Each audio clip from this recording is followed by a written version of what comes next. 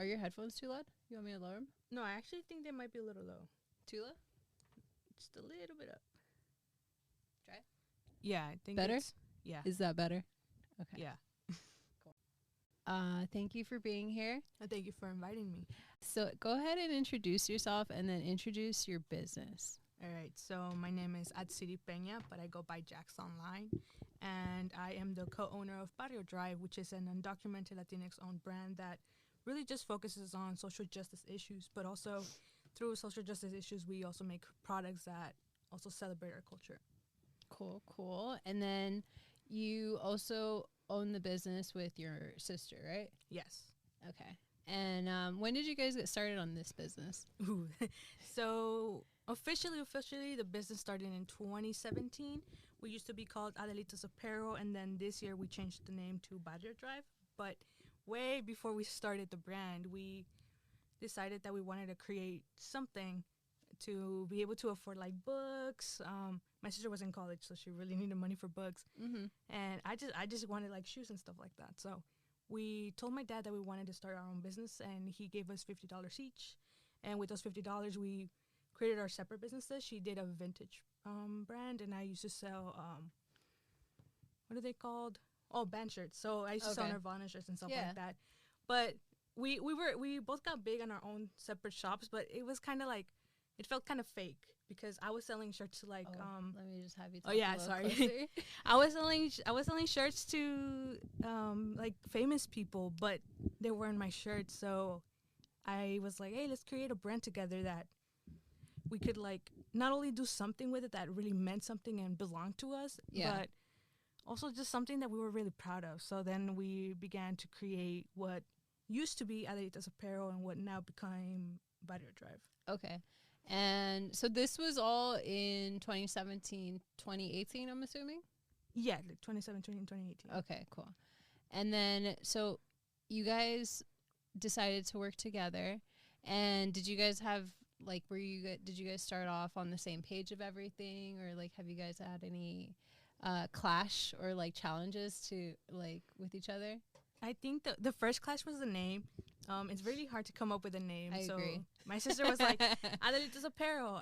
She really loved, like, she's very vintage, so she really liked the name Adelitas for what they were. Okay. Yeah, so I at the moment did not really care for it. Like, I was like, yeah, you pick it. We picked Adelitas, and it was like, okay. And that was, like, the biggest hurdle. Okay. Yeah. The same thing happened with me and my friend when we were starting our events and stuff. Like, we kept clashing on the names. That was like a big thing, and we, for the longest time, it took us like months to get like just a name that we agreed on. But yeah. Okay, so tell me about like your guys' background. Like, what's your hometown? Like, where are you guys from? And just give me some background on that. So that's a hard question, especially because we're undocumented. I'm undocumented. Yeah, we're undocumented.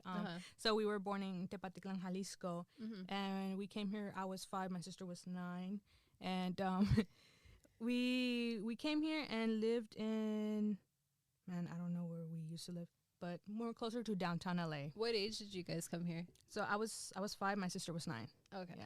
Do you remember a lot or not really? A little bit, not really though. Okay. Yeah. So what would you consider like your hometown?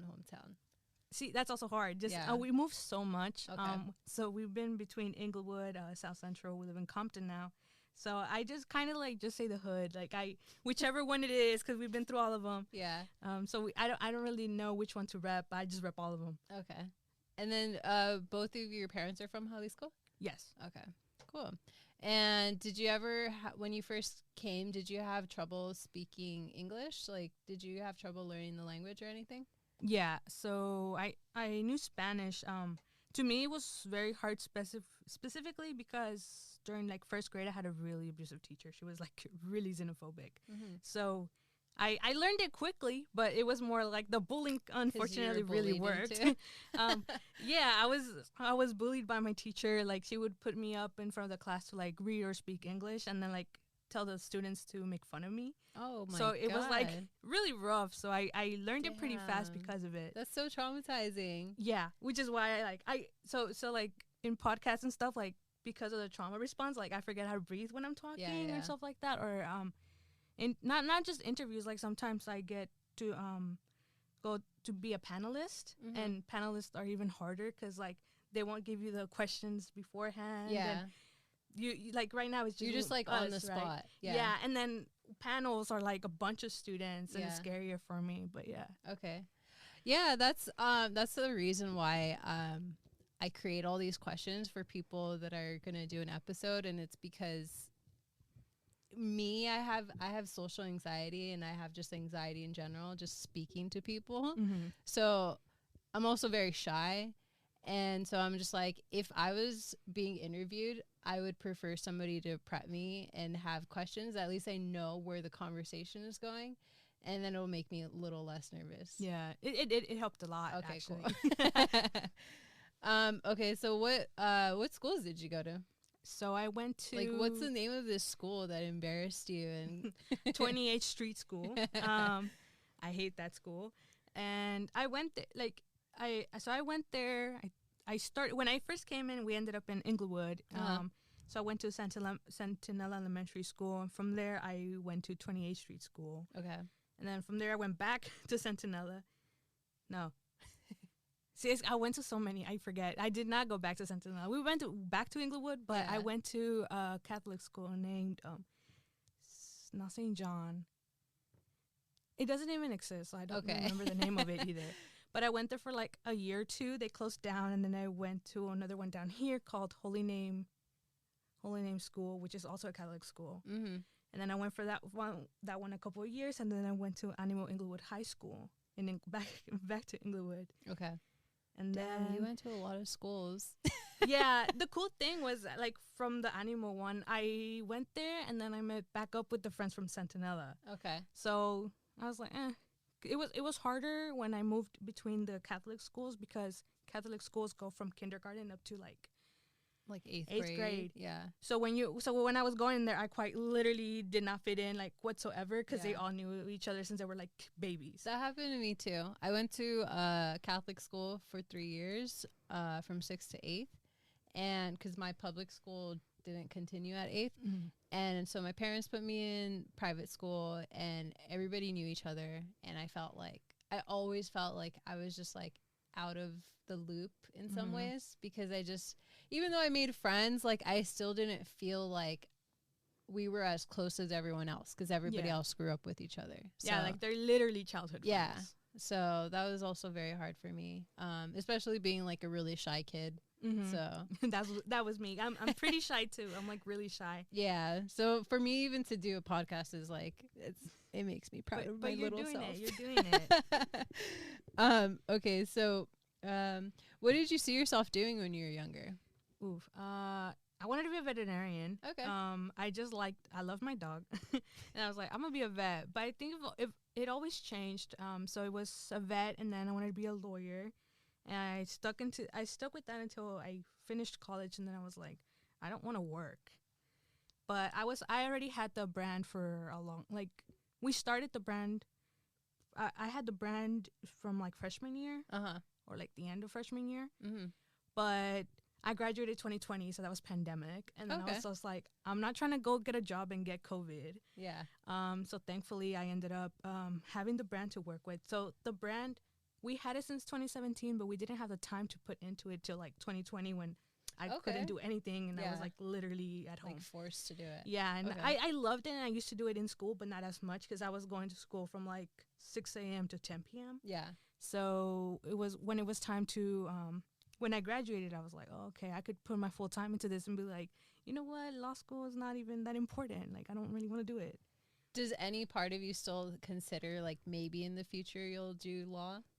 Maybe, but see, my thing is, I would only do it if it's paid. Like somebody else pays it. Like I'm not paying for it because at that moment it's gonna be a hobby to me. Yeah, like there's no like to me there's no point in putting money into something I'm gonna do as a hobby. Yeah. So like not getting really. into debt for it. Yeah, like $60,000 for like something I'm gonna do for fun. I don't think so. Yeah, it's more of like just like a passion, probably. Yeah, like what we do already is basically what I wish I could do, like what I wanted to do as a lawyer. Yeah. So I think it worked out for me, thankfully, through the brand. And did you guys see an increase in like sales and everything as soon as you started investing more time into it? Yeah, I think it's most like it was like a perfect moment because not only did people have so much time to do it, Right. They had no other choice but to be online and watch our stuff. True. So it helped in that way. And then we were putting more time into it, which created us more revenue to make more products. Right. And even now, like, we're doing a lot better than what we used to do. And it's mostly just the fact that we have different, like, we've grown. Yeah. I know you guys have grown a lot. And then during the pandemic, I know you guys were selling those masks. The face masks, yeah. Which are really cool. I bought a bunch of them. They're super cute. Thank you. How do you guys, like, who makes them? Like, yeah, so... Go ahead. Finish your question. So you have, like, what do you call those people that, like, I don't know what the word for it is, but, like, they just make your product, like costureras? I don't know. What's that word mean? Costureras are, like, the people who sew. Okay, yeah. So how does that work? Who's making those masks? So the masks, nobody does them anymore. We just have a bunch. Okay. So when COVID hit, my mom used to work at the swap meet. Just have you talk a little more. That's better. Yeah, that makes sense. Yeah, That's I can hear me some more. Actually. So my mom used to work at the swap meet, and when COVID hit, swap meets closed because they're open air and there's a lot of people going through. So what happened was that my mom had a friend who literally only had $20 in their bank account, and they needed money to eat. So my mom was like, "Oh, mis hijas tienen una tienda, so let me talk to them." And at the moment, we didn't want to have any of those products, not because we didn't want to help people, but to me, it was weird to sell products that people needed to live. Like at the time, masks were something that you just needed to have, or else you would get sick. And we didn't have vaccines, so I didn't want to profit off of that. So the way that we ended up doing it was that we were having my mom's friends who needed that support make those masks, and we would give them all that money back. So there was no profit off of that. Oh, wow. Yeah, everything was, you paid for the mask, and we just paid them to be able to make them. And you guys are like the middleman in a way. Yeah. Just like kind of distributing it in a way. Damn, that's super cool. I didn't know about that. I knew you guys were doing, like, it was, like, made for, and then it was going back. I didn't know 100% was going back to the people. It was all going back to them. That's super cool. So, and then I also noticed that you've gone really heavy on, like, I don't know if the word, like, being an influencer or just more of, like, creating content. You got really good at that, too. Thank you. What, like, did you have to do research about that? Like, what year did you start saying, like, I'm going to make these videos and make more content for the company? I think it just happened that TikTok became a thing. Like, I've always recorded stuff.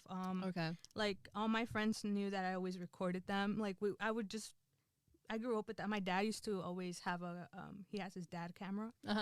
We have, like, every single Christmas recorded. So I grew up having that. Like, I had my GoPro and basically started doing the same thing my dad did, just from my perspective. And the goal for me was like, oh, he's not in his videos because he's recording us, so I'll record him, and then one day I'll, like, edit all the videos together, and we'll both be in the Christmas videos and stuff like that. So then, like, TikTok happened, and I was like, well, I'll just start posting these videos too. Like, I didn't really think it was gonna become anything out of it, but thankfully, like, people started liking the videos that I made. And also I feel like it gives a lot of a different perspective to people based on, like, what my life is and what the undocumented life is, because I think a lot of people don't really realize, like, yes, we're a lot of people are pro-immigrant, but a lot of the pro-immigrant voices are from children of immigrants and not actually immigrants themselves. So I think a lot of people are like, oh, there's immigrants who are actually talking about, like, them being undocumented, and I think that helped a lot too. So not enough people do hear from actual, like, undocumented people's voices, right? And then it is important. Why do you think that is, though? Like, why do you think people kind of shy away from their, like, I guess, like, sharing their opinions or their voices to be heard? Why do you think? I think the first main issue is that there's a lot of fear in it, right? We grew up being told that people shouldn't know that we are undocumented. Like, even me, I went to high school and somebody asked me, like, oh, I see, they saw my mark. and they were like, "Oh, you're not from here," and My I'm mom like, has that. yeah. So we call it the mark, and it's like, what does that mean? They gave us like a vaccine, so it's like everybody who is born outside of the U.S. has a vaccine, and your skin that used to be there like falls off, so you have a scar. Yeah, that's crazy. So we call it the immigrant mark. That's crazy. I'm like thinking about it now. Okay. You're like, Mom, I have a question. No, my parents were both born in Mexico. Oh, that's why. It doesn't mean that they're undocumented. It just means that they weren't born in the U.S. Okay. Yeah, they were both born in Mexico and they came here as kids. So, but yeah, when I was younger, just like family or people that we knew, it was always like, don't say anything. Like, they can't. They have to be like, don't share any information from this. Like, it was like very hidden and like hush hush, like to make sure that nobody finds out, obviously to protect them. But I think it is important to still like have your voice shared, even though it can be scary. Yeah. Were you scared? Like when you were little, did people ever like instill fear and like tell you had to be quiet about it? I think just when I was little, because of my teacher whole situation, I think it was not scary that I was undocumented. It was more scary of, I knew not to be so extra about it, but the violence that did come with that. Unfortunately, I learned like at such an early age. But not really. Like when I started creating the videos, I didn't really think about it. I know my friends are more scared than I am, but for me, it's more like I'm like, as a queer person, I'm already told that I should be scared of my identity. So True. I feel like for me, it's always been like, why? Yeah. So I've been very open about everything, thankfully, that it's helped me, helped others. And that's kind of what I want to do with my life. Like, I kind of want to be the director of my life, where I decide what I do and who I do it with, type of stuff. So if I'm open about something, it's because I wanted to do it and not because I'm doing it out of fear or not doing it out of fear. Does it feel liberating to be able to do that and to be able to like express just like who you are as you are? Yeah, I have a lot of things that I'm just like, I like that I'm doing that, especially because I think I think about my life the way like, oh, I hope one day I get to make a movie. And I'm like, I don't want my movie to have like a coming out scene. I don't want my movie to come out like have a scene where I tell my friends that I'm undocumented. Like, I just want to have a movie where it's like I'm just me and things happen, and just like have happy endings without having to have like all those traumatic scenes. Yeah. Okay. That's super cool that you think that way too. Do you think you would want to do like a documentary or like a... Oh yeah, I would love I'm shooting for a documentary, hopefully, like not actually shooting it, but I'm hoping to create a documentary about the brand one day. Yeah, that'd be cool. Yeah, because it's like I love that people love our parents, so like I want to have a movie about that. I love seeing your family in the videos. I think it's super cute as like a whole family. You guys are working together, and not enough people see that. People that have their own like shops or online businesses, a lot of the times it'll just be like you won't see the behind the scenes of it, and I think it's very real of you guys to share some parts of those behind the scenes moments, because it's not all just like everyone's doing it by themselves. There's always people that are helping in some way. Yeah. What are some common misconceptions about DACA recipients? I think the main one is that people think DACA means you have a status. So even DACA recipients think that, like, not all of us. Some people think that with DACA you have like some sort of citizenship or residency. We don't. We get a social security card, and that's about it. Like, we get to work legally, and that's really it. There's like a study that shows that after the first year of DACA, you actually don't have all that stability that they like tell you you're gonna have. Like, people have hope when they get hope. They get DACA, they have all this hope. Yeah. But then after a year, you're like, oh man, they're gonna take DACA off. It's you actually have more instability, because now you have to pay for the $500 fee every 2 years. Right. You don't know if you're still gonna have DACA in the year. Like, there's a lot of instability that comes with it, unfortunately. Yeah, there's no like promise, and you kind of are living like in this limbo in a way. Mm-hmm. It needs to be recognized that there's a lot of anxiety in that when you're very just like living unsure. Mm-hmm. And do you have any other like, have you ever heard any things that like people have said that you're like, that's not true about DACA? Yeah, I feel like it's not about DACA though. Like every other misconceptions are very much just about immigrants. Like, oh, they don't pay taxes. It's like we definitely do. Unfortunately, we definitely still have to. That we take people's jobs, and it's like, if you're worried about us taking your jobs, then you should ask your employer whether they're hiring undocumented people, because it's not True. because it's because they don't want to pay you what you're worth, and they don't want to pay us what we're worth, but we don't have another option type of deal. Yeah. Yeah, that's fucked up. That's always the case. I've been meaning to follow up on what was going on in Florida a couple months ago. I don't know if you heard about it or learned about it, but basically the governor of Florida was saying that farmers couldn't have undocumented people as like their employees, so a bunch of farm workers got bused over here to California. Did you hear about that? Yeah, like unfortunately, there's a lot of laws being passed like that. Like even today, I believe in Texas, they passed they're sending it to the governor to sign.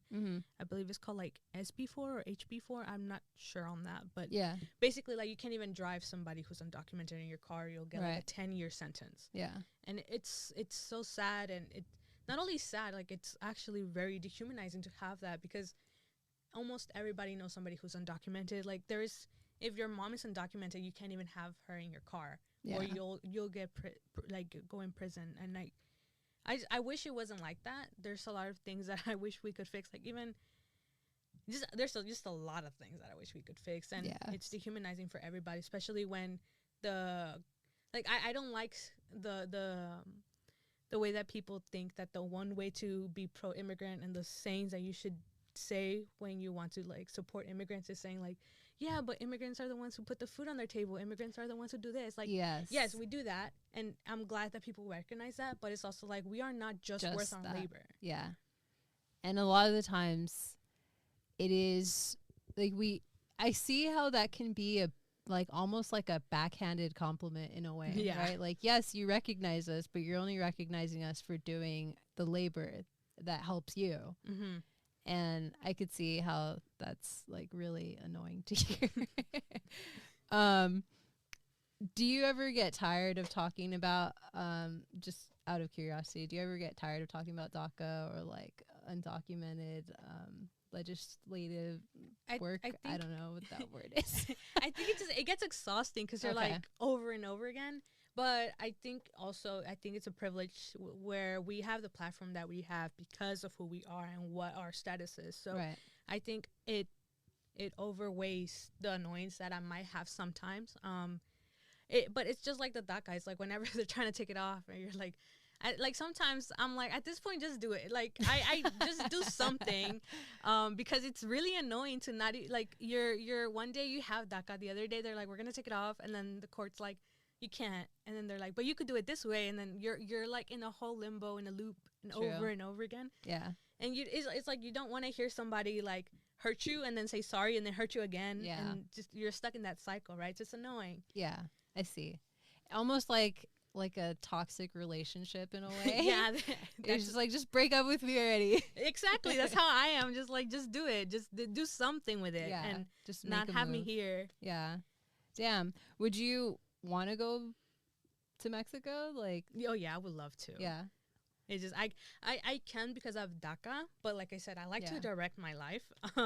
So like I would love to be able to go without having to have it with advanced parole. Like that's kind of that's very criminal. It is, totally. I'm being paroled back to my home, and it's not because I have DACA, I could take advanced parole, right? But it's not guaranteed that I could come back. Okay. So for me, I'm still struggling with that because my parents are like, no. And they're right. I understand. They're like, why are you trying to go if you already have like a legal entry? So you don't really need to go. And for me, it's more like, yeah, but how long is too long to wait? Like, sure, I'm right now, I'm young, but like what happens if I'm still in this limbo when I'm like 40, 60 and I can't actually like move as much as I would like to like go actually explore and travel. I would love to see the like go to Machu Picchu. I would like to go do so much, but I'm also very wary of, I'm also aging. Like, I'm not old, but I get you. I think a lot about way farther, and I'm just like, way farther, I'm not going to be able to, like, climb, right? So, like, And How you'd be long tired. is too long? Yeah, true. I agree. That's frustrating. Aside from like DACA, because I know your business is kind of, it revolves around it a little bit, or at least that's one of like your Our main points. things, yeah. So like, what shaped your guys' involvement for like just community building, like aside from just like your political stances and Yeah. or I don't know if that's insulting to say political stances. I'm not a very like politically correct person sometimes, No, but you're good. so I might say things that are like annoying to hear, but other than that, how did you guys shape your community like involvement? I think it's just because we meet different people from different walks of life. Like today we actually dropped our so we have something called the home collection. And it's for like 100% of the proceeds go to the DACA fund that we have, but the home collection is basically a representation of different cultures through souvenirs. Yeah. So when I came to the US, one of the things I brought with me was a shirt from Puerto Vallarta that I had when we went to Puerto Vallarta when I was like, I think I was maybe 4. And I'm still on the lookout for one of the same exact shirts, but in my size that I could wear now. But the reasoning of the Puerto Vallarta, I'm just talking about the Puerto Vallarta shirt, is because it's one of the ways that I'm like, oh, this is my home, right? Yeah. So one of the ways that, like, when my friends go out to travel, I ask them for a souvenir, and the way that my family travels, or they go to Mexico and come back, they bring me a souvenir, because that's all I ask for is a souvenir. And I'm like, let's create something where other people could, also have something to hold on to, like their culture, their roots, their home. Yeah. And representative of the culture that they come from. But I also didn't want to like monetize somebody else's culture. So the way that we are doing it is by creating souvenirs, but we're having it designed by, modeled by, photographed by that exact same, like people from that place. So the Oaxaca shirt that we created today that we launched today was designed by someone from Oaxaca, modeled by Oaxacans, and photographed by somebody who's from Oaxaca as well. And I think that's one of the ways that we are able to create community, because we're not just like saying, oh yeah, we're from here and we're kind of similar. Like, sure, you guys are from Mexico también, pero like we're very different still, right? Yeah. So for us, it's finding ways to not just represent their culture, but also like really be respecting their culture and also celebrating at the same time. And I think it shows to people, and people love that about us. So I feel like that's one way we could do it. And we also talk about other social justice issues. Like, we're not just about immigrant issues, because our world is very political, and we're not the only the only people being hurt by social justice issues, right? So I think that's one of the ways. Okay. How do you feel about the word immigrant? Does it faze you? Does it bother you? Like, what do you, I mean, I like it. I don't know. I think at some point it's polished, but it just depends. Like, I've noticed that if we say immigrants, we will get more likes, if instead of saying undocumented. But interesting, immigrants is a lot more polished. So if you tell somebody like I'm an immigrant, they're like, oh yeah, like I'm glad that you made it. You're making it here. If you say you're undocumented, they're like, you're not paying taxes, right? Ah, interesting. So it's just wording. Okay, and then like, have you ever had people tell you like, you're not an immigrant, your ancestors are indigenous to this land? I hate that. I hate it so much, because there are people who are indigenous, but I think it's also important to realize that not all of us live as indigenous people. So like, do I have indigenous roots? For sure. Yes. But do my parents live like their indigenous ancestors? No. Do I live like my indigenous ancestors? No. A lot of us don't actually have that connection, unfortunately. Like, I know a lot of us would love to, but it's also, I feel like it's very, you're taking away from the indigenous experience that other people have. I feel like we're like, not almost like whitewashing it. There's a perfect word for it, but I don't have it in the moment. But there's a word for it where you're like getting the indigenous community and like putting them away and saying like, no, it's because we're indigenous. And also like the saying like, oh, we didn't cross the border crossed us. That doesn't apply to every immigrant here, right? Like, there's people who they're not Mexican. Like, you're talking about the Mexican border. What about the other immigrants? Right. True. And I should have asked this earlier on. What did you major in school? Philosophy and political science. Okay, cool. Because I'm like, you use good words and you speak well, so. I try. You're probably in a social science major. Yeah, I love school. Did you were you pressured into going to college, or did you plan on going to college? Like, how did that work? No, my parents are very much like, if you want to go to college, go to college. If you don't want to go to college, you better work. Okay. So it was more like just do something. Okay. Yeah. Okay. And then I don't know if you answered this, but what made you guys change the name? Like, you changed it a year ago, right? We changed it in, I believe, April. Okay. So almost a year ago. Yeah. Sorry, the beginning of the year. Okay. We changed it because I don't want to say I didn't like it, but we just outgrew it. Okay. Fair enough. I wanted a name that didn't represent, like, Barrio Drive represents us a lot better. It's about community, while Adelita's Apparel was very focused still on, like, Mexican culture. And yes. while we are very proud to be Mexican, Mm-hmm. we are, it's hard to say that I don't want to say that we're not Mexican. It's more like, as people who are undocumented and can go back to their home, it's very hard to feel very close to home. And I feel like Barrio Drive is a lot more about representative of what we do. We do a lot of community work, and we're still, like, really working on something that is not so, like, Adelita's was very, like, female, very woman. And a lot of men didn't know that we sold not just women clothes. So it was just a lot of little things that we were nitpicking. And yes. I was like, I like Barrio Drive a lot better. And we've had the name saved up for a long time. Okay. But my dad, like, we were going to have our first event. My dad was like, why don't you just change it right now? Like, we were going to buy a banner. We wanted a 10-foot banner. And it was a lot of money. And my dad was like, just change your name. Like, you're going to make a banner and then knowing that you're not going to have that name anymore, so you're just going to throw that away. I'm like, that's true. So we changed our name because of that, like, at the moment. But the name was, we just outgrew it. Okay. That's interesting to hear. It's interesting how, like, little details in having a business or a company, like, something is like a name or words, like, you know, how you're saying how undocumented doesn't get as many views as immigrants. And it's just like, do you ever do research on these, like, words, like specific words that you I wish I did. Like, Okay. there's a lot of things that you could learn if you research it. Like, data does sound well, but I just don't know how to do data. But I notice it. Like, you could notice little, like, our brand started selling to a lot more men when we changed our name. A lot of people went that extra mile to check what we even sell, because Adelita's Apparel was, if you see Adelita's Apparel, you're like, what did they sell? Apparel.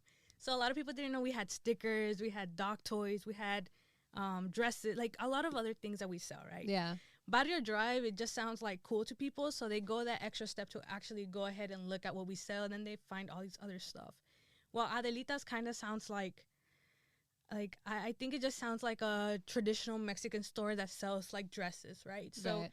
I think it just really shaped differently what we sell and what we look like to people before they even look at who we are. And it also just sounds a lot more streetwear for people, so it's a lot more tied to what we do than what our old name used to be. Yeah. So you feel like it like helps define you guys a little better. Yes. Cool. What are some, I mean, I'm sure having a business, you come across, like, a bunch of challenges. What are, like, some of the biggest challenges you guys have overcome? The first one was finding people who, like, took us seriously. Like, streetwear is very much male dominated. Yeah. We're still finding out our space there. I think a hurdle I'm going through right now is not being labeled as just a queer brand. We just did our first Pride collection this year, and so it brought a lot of eyes towards our business. But because I look the way that I do, I feel like a lot of people just put us as the brand to support during June. And it's like, hey, we're Latina too. Like, Yeah. you know, put us also in, like, you know, it's Latinx Heritage Month. Yeah. And I think that's something that I'm trying to figure out how to get over, because I am the face of the brand. So I feel like people very much just tabled me for June. Yeah. And it's just like, please don't do that. Yeah. So your sister, she doesn't want to be the face of it, because I feel like you're more of the face of it than I don't think it's necessarily she more doesn't shy? want to. I'm actually the shy one. Okay. It's just the fact that she just does not have the time to create the content or even be in the content. Right. You said she is a therapist, right? Yeah, she's a trauma therapist. And so, damn, like, how does she even have time to, like... Yeah, that's why she doesn't. she wakes up, goes to work, and then comes back, like, at 8 p.m. So she really does not have the time. Okay.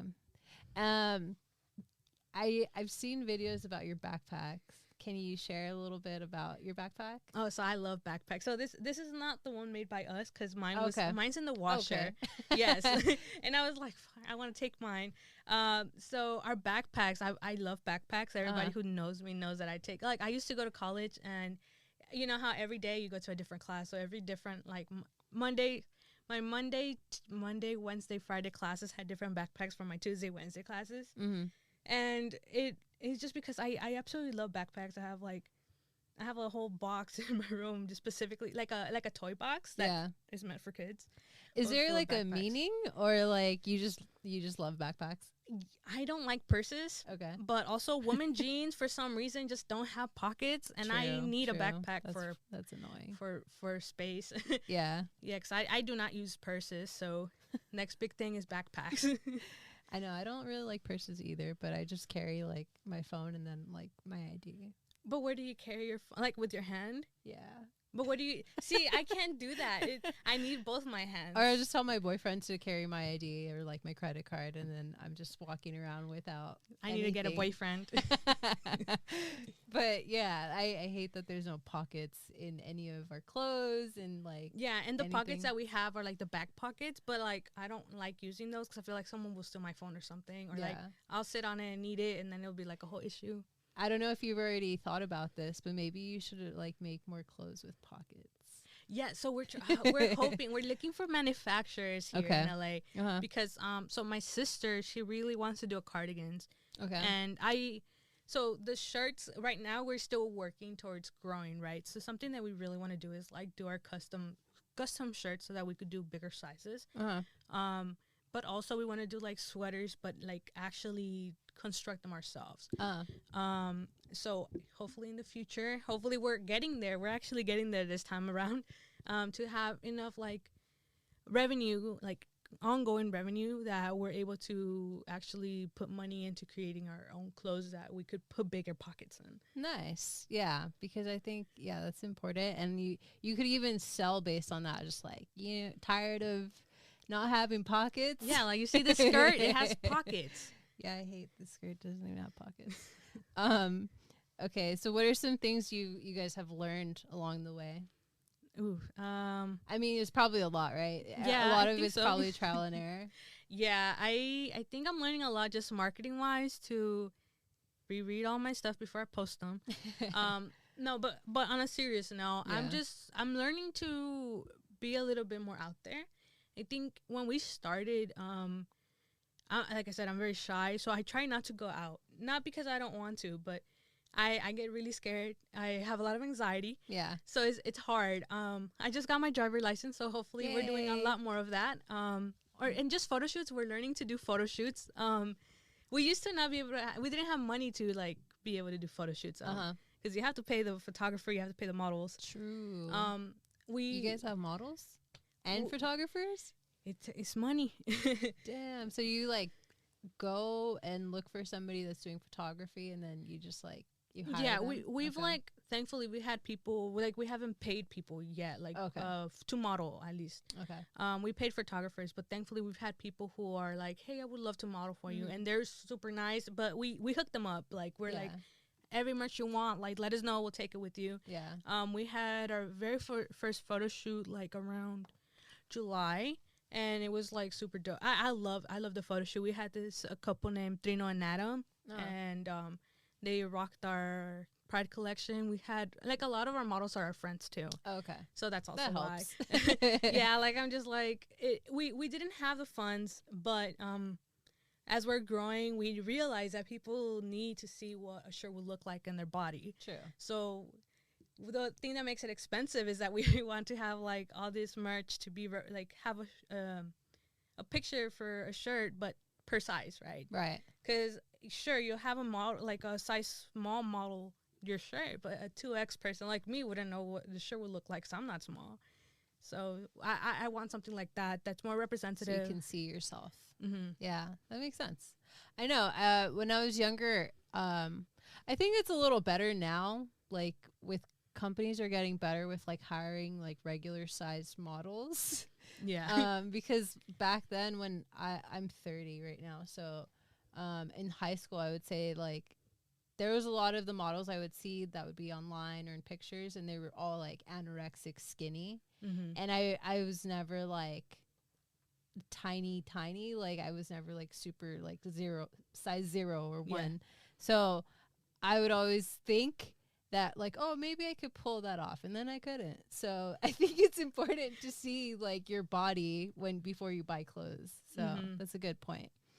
Who are your guys' who are some of your guys' inspirations in like companies or like apparel companies, or just like not even just apparel, just like overall like companies that you guys look up to?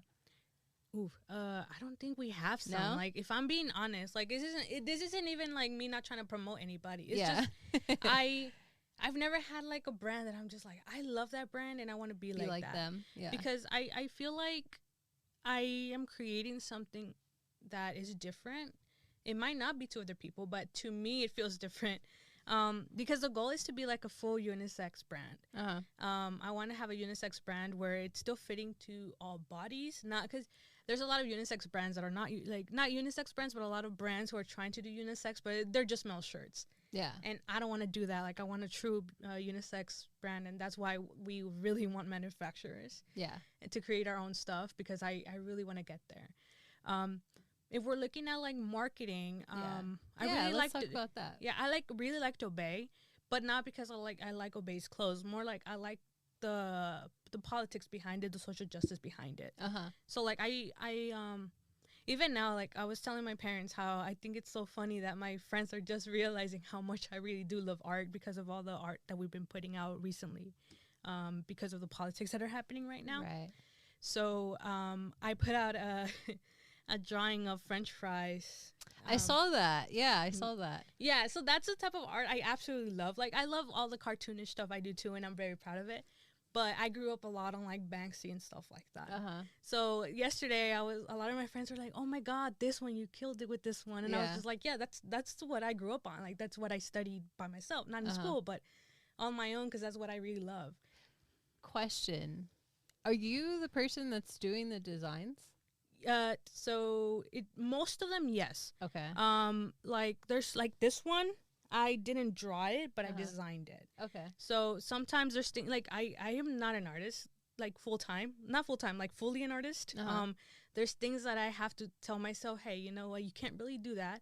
Tell somebody else to do it. But I draw it out, I draft it out, and then I send it over to get drawn. Oh, okay. So like cleaned up, or maybe basically, yeah. That's really cool. But all like the posts that we've been posting recently, like the McDonald's one and all of that, I did that. You did that. Damn. Do you care to talk about what's going on right now, like politics wise? We can. It depends on you. No, I mean, like, I'm open to it. What's your opinion on it, on everything? I think that we should free Palestine. Not even think. I know. I don't think it's much of a question. I watch this YouTube video get banned. It can, honestly. That's why I said it based on you. No, but on a serious note, I don't think that it should be a question. Like, you're seeing people, like, quite literally being murdered, and it's an open air prison, and you wouldn't, if it was somebody, not even somebody, we don't have to put anybody in the same position, right? Right.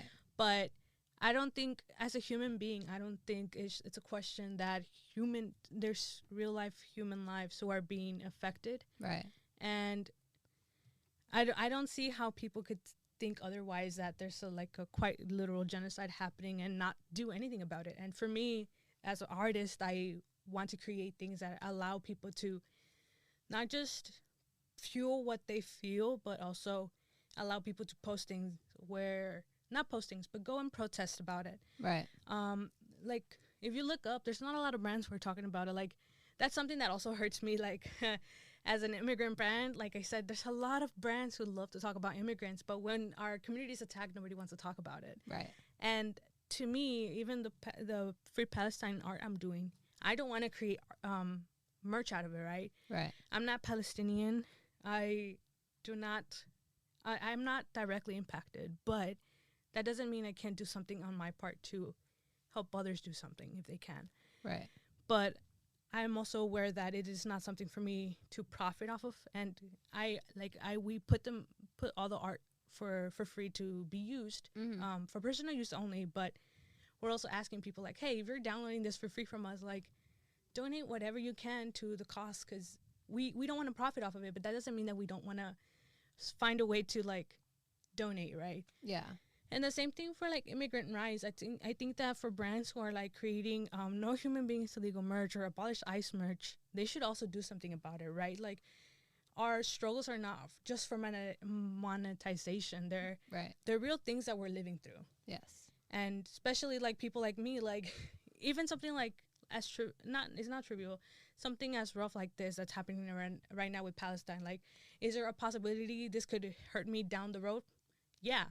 But at some point, you have to really think about what your life is and think, oh, do I really want to not stand up for something just because this might hurt me down the road? Like, honestly, sometimes it's like, fuck the papers. Like, even when people are like, oh, why don't you just join the army? Like, I don't know about joining the army. It's something that I want to do for papers, or like, oh, cásate.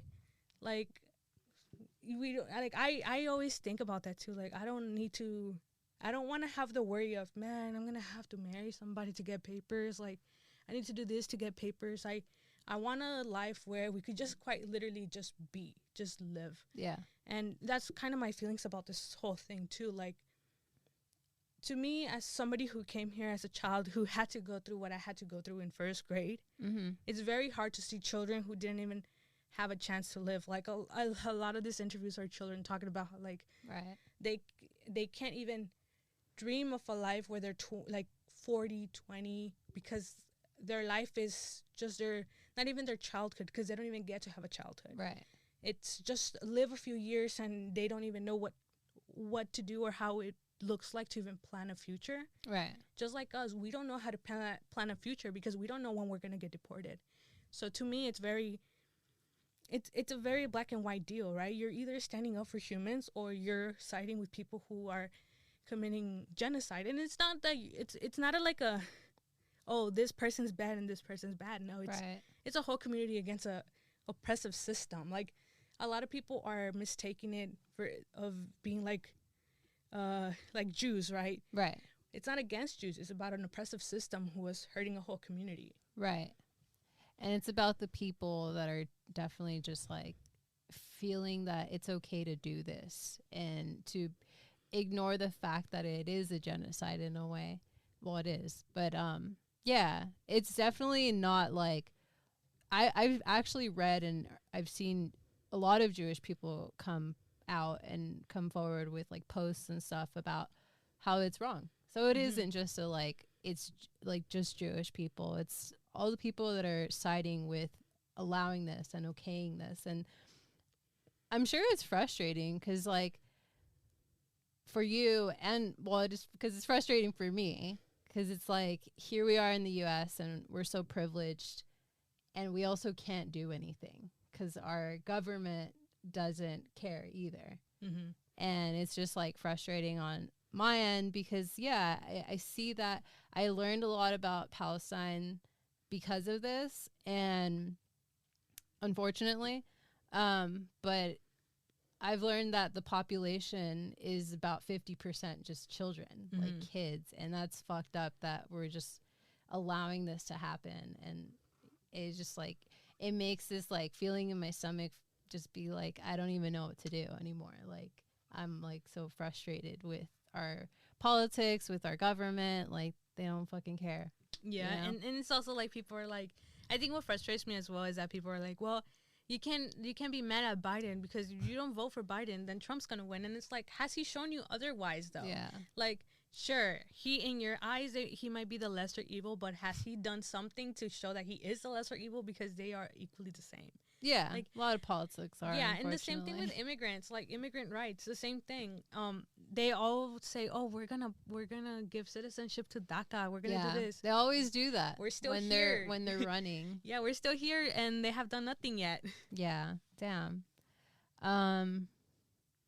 Do you have anything else to like say about Palestine or like the war or anything? I don't think so. I think I've just been like drawing, and I think for me it's more like I want to create a world where people could kind of just like be within each other. Like I love seeing that people are starting to see what's going on, and not just starting to see it but doing something about it. Like seeing that, like, I don't know if you saw the video of the kids protesting through Roblox. I'm like, I love that. I didn't see that. They did a whole protest in Roblox because a lot of them can't go protest because they're children. But I love seeing that the generations, each one that's coming up, we're all starting to really create a better like world for each other, and that's something I really love seeing, because like I like to think that for us, the reason why we include our parents in our videos and all that is because I like to see the American dream as something that we could create with our parents. So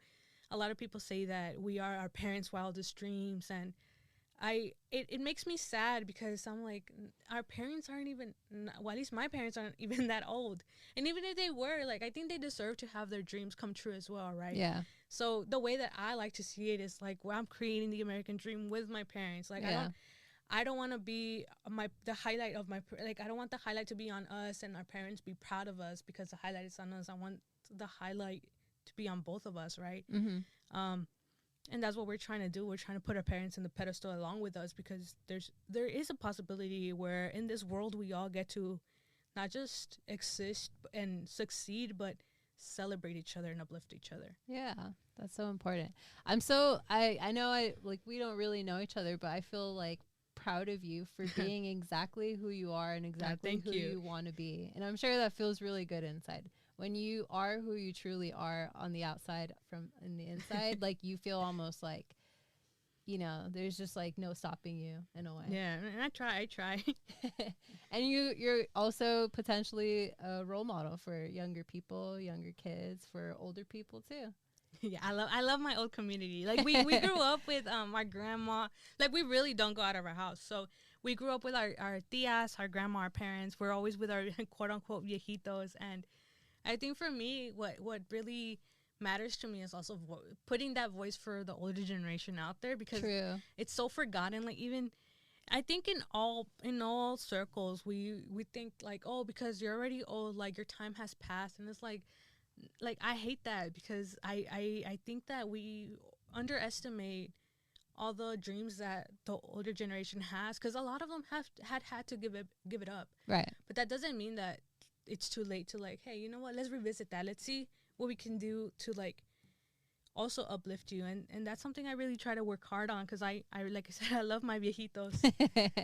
They're funny and they always have the best stories. Mm-hmm. I was thinking about that driving here. I was just like, you know, it would be so cool to have just people's like grandparents or like, you know, older tias or tios just like being interviewed, because you think about podcasts and you think about it's like a memory that you hold on to, and it's like, you know, you never know what could happen to anybody, unfortunately, and to have this like this memory of just this person's voice and just like them sharing their opinions, and it's like locked in forever.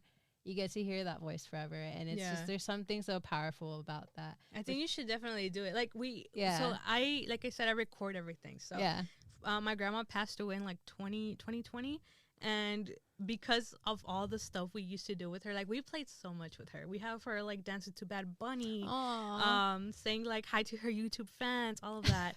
Because she used to be our model. She was our very main #1 model in our brand. You guys still have some photos of her, right? Yeah, she's still up there. So we always like recorded her for her birthday. We threw her like a fake big quinceañera every year. Oh, we teamed it. We had photo shoots. Actually, like on my wallet. Actually, let me see if I could have it right away. Yeah. In college, I used to pass pictures of my grandma in college. So like random people who went to college with me have pictures of my grandma and their like laptops and stuff like that. And I thought it was the coolest thing. Yeah. And I think that's something that like I really love about what I did, what college was for me. I'll probably show it to you later because I can't find it. No worries. But I love that I was able to create this world where people were able to like meet my grandma. Like for me, I moved school so much. Yeah. And I think that's something that I really love about social media and the community we've been able to create. I've made so many friends through online. There's a lot of people that I've never met in real life. Like when they get to come to LA, they come and we meet up, and it's almost like we've known each other forever. Yeah. And I would create something similar to for my grandma, because people started to know who she was, and people were like, "Oh, I want to go meet your grandma." And even even at the funeral, people from the internet came to just celebrate my grandma's life, and I thought that was the most beautiful thing ever, because a lot of people out there who never met my grandma know that she existed and know what light she was. So that's something that I'm really proud of. So I really do hope that you get to do that. Yeah, no, I definitely want to. I think a lot of people are shy to That's true. to be like, hey, can you do? So I definitely have to keep reaching out. But I actually want to get my parents. They're also very shy. So my dad's not, but I know he is. I really want him to do an interview. Also because I worry about him. He has congestive heart failure, so it like scares me a lot. And my mom is just a very shy person. I'm gonna have to like get her drunk to come here or something. But I would like to interview my grandmas. I only have 2 of them left. I don't have any grandpas right now, but yeah, I definitely, I'm down to like, you know, if somebody needs to use me or like my platform to interview some older people, I'm down to do that. So you let me know too. Yeah, definitely. So we're down to our last few minutes, but do you have any advice for future entrepreneurs, for future people that are like interested in starting a business or doing something similar to you? Do you have any advice? I think the best advice is just do it. Like, I think it sounds corny, but like our name change, we were going to wait until November 27, which is the year that we started, like our birthday, right? And I think if we had waited, we wouldn't have grown as big as we are now. Like, I think for people, we used to be big as our old name, but honestly, like we grew so much more. We have not just grew, but I think a lot of people see us a lot more serious. I don't know if like Adelita's Apparel sounded very like a craft store or something. But I think now we seem like a lot more serious brand, and people are taking us serious, and we've gotten a lot more bigger opportunity. Like yesterday, somebody who had emailed like 3 times with our old email, our old name, just followed us back, and I was like, awesome. And I know it was because of the name, and it's just simply as a name. So it honestly is just doing it and bet on yourself, because if you don't bet on yourself, then how are you going to expect somebody else to, right? True. So bet on yourself, because the only person who really knows what you can do truly, it's yourself. Right. So I think that's the best advice I could give. Nice. And then so we'll close out here. Where can we find you on social media? We are on Instagram, TikTok, Facebook, Twitter, anywhere at Barrio Drive. Okay. Damn, you guys got the handles like that? Yep. Nice. I made sure of it. Which sometimes is very difficult for people. Yes. I was scared of that. Yeah. Do you have any events coming up or any future events in mind? Yes, we're going to be at the Dia de los Muertos first annual event by Persona the Shop in Mid-City Mercado on November 4th. Okay, cool. And then, all right, so we'll end here. Thank you so much for being here. No, thank you. Would you do this again? Yes. Were you nervous? Yes. Okay. Do you think your sister might be down? It's just timing. She was down. It was schedule, quite literally timing. Okay.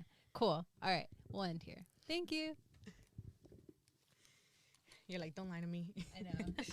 No, her time, it's literally, I'm just like, girl. We have some photographer also coming from Texas, and she's like, I want to have lunch. I'm just like, we will try Sunday.